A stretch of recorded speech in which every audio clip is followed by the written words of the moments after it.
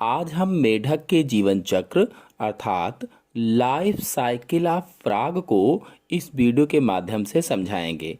तो मेढक जल और थल दोनों जगहों पर रहते हैं, इसीलिए इन्हें उभयचर कहा जाता है या एम्फीबियंस कहा जाता है। क्या आप जानते हैं कि ये कैसे पैदा होते हैं? यदि नहीं तो चलिए आपको बताते हैं। देखिए, मेढक में मैथुन क्रिया वर्षा ऋतु में होती है। जब बरसात होती है यानी जुलाई से सितंबर तक के जो समय होता है इसमें होती है। नर जो होता है, नर ओकल कार्ड से आवाज निकालकर मादा को आकर्षित करता है। ये देखिए, जो ये हैं ये ओकल कार्ड होते हैं। ये ओकल कार्ड से आवाज निकालता है और मादा को आकर्षित करता है।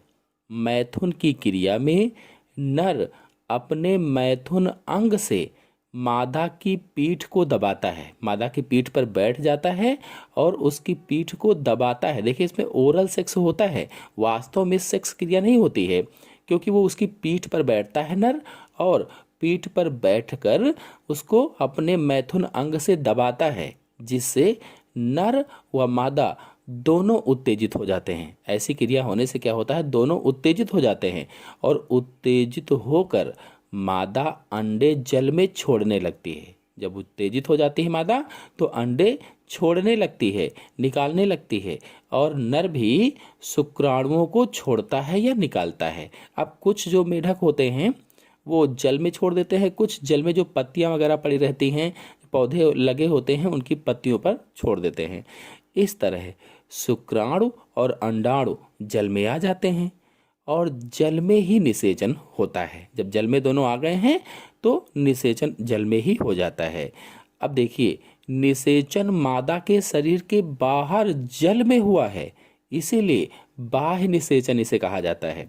अब मेढक के जीवन चक्र की पहली स्टेज अंड प्रावस्था अथवा एग स्टेज शुरू होती है। अब जो अंडे मेढक ने दिए थे उन अंडों पर या भ्रूण पर जेली जैसा पदार्थ होता है, जेली जैसा पदार्थ लगा रहता है, जैसा कि आपको दिख भी रहा है, जो रक्षा के लिए होता है, सुरक्षा के लिए होता है। इसी के अंदर भ्रूण या एम्ब्रियो विकसित होता रहता है और इस स्टेज में बहुत से अंडे या भ्रूण बाढ़, मौसम परिवर्तन, विभिन्न प्रकार की बीमारियों या शिकारियों के कारण नष्ट हो जाते हैं। यानी बहुत से अंडे जो होते हैं वो नष्ट हो जाते हैं या भ्रूण नष्ट हो जाते हैं। जो शेष बचे रहते हैं, शेष बचे अंडे विकसित होते हैं और दूसरे चरण में प्रवेश करते हैं। मेढक के जीवन चक्र की दूसरी स्टेज या दूसरा चरण टैडपोल प्रावस्था होती है, टैडपोल स्टेज होती है। अंडे से निकले लार्वा को टैडपोल कहा जाता है। जब अंडे से लार्वा निकल आता है तो उसे टैडपोल कहते हैं। यानी मेढक का लार्वा क्या हुआ, टैडपोल हो गया और लगभग 12 से 13 दिन में, लगभग में है 12 से 13 दिनों में अंडों से टैडपोल निकलता है। जो अंडों से लार्वा निकलता है उसे टैडपोल कहा जाता है। ये जिससे निकला हुआ है उसी अंडे के आवरण को या जिलेटिनस आवरण को खा जाता है, पहले उसी को खाता है। और टैडपोल मछली जैसी आकृति का पूंछ वाला होता है, जैसे मछली होती है बिल्कुल वैसे ही पूंछ वाला होता है, अर्थात मछली के समान तैरने के लिए लंबी पूंछ और पंख होते हैं इसमें। आपको लगेगा ये मछली ही है। और सांस लेने के लिए गिल्स भी होते हैं। ये सब इस तरह से जल में तैरते रहते हैं। अब इनके पहले पिछले पैर का विकास होता है। सबसे पहले इनके पिछले पैरों का विकास शुरू हो जाता है, मतलब पहले पिछले पैर बनते हैं और लगभग में 5 से 6 दिन बाद, लगभग में 5 से 6 दिन बाद अगले पैरों का विकास भी होता है, जैसा कि आपको चित्र में दिख भी रहा है।